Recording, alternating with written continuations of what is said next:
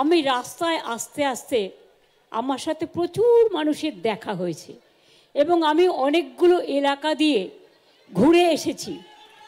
অর্থাৎ আমার জনসংযোগ তার একটা সুদৃঢ় এবং নিবিড় সম্পর্ক তৈরি হয়েছে। আমি বিজেপিকে বারবার বলি, ওরে আমার সাথে খেলতে যাস না। আমার সাথে খেলতে গেলে আমি যে খেলাটা খেলবো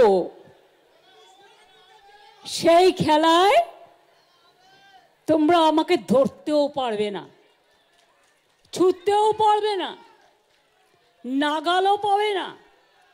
সারা ভারত সরকার বসে থাকো, সব এজেন্সি নিয়ে বসে থাকো, কোটি কোটি টাকা খরচ করো, টাকা গুজে গুজে দাও, টাকা নেবে লোকে, তোমায় ভোট দেবে না।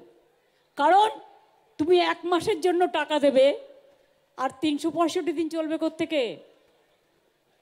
বছরের পর বছর চলবে কি করে? মানুষ কি চায়?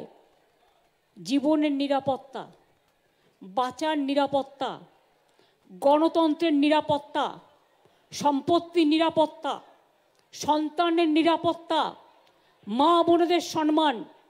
সম্মান না দাও, অসম্মান করতে চেয়েও না।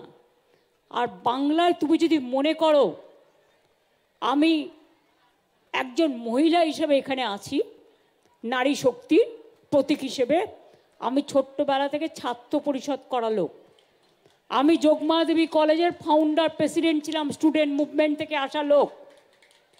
আমি যদি কিছু ধরি সেটাকে শেষ করে ছাড়ি। 26 দিন আমার জীবনে আমি অনশন করেছিলাম সিঙ্গুরের কৃষকদের জমি ফিরিয়ে দেবো বলে।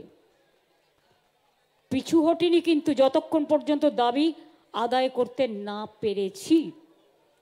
কাজেই আপনারা আমার হেলিকপ্টার বাতিল করে দিন, আমার রুট বন্ধ করে দিন, যা ইচ্ছা তাই করুন, আমার কিছু যায় আসে না।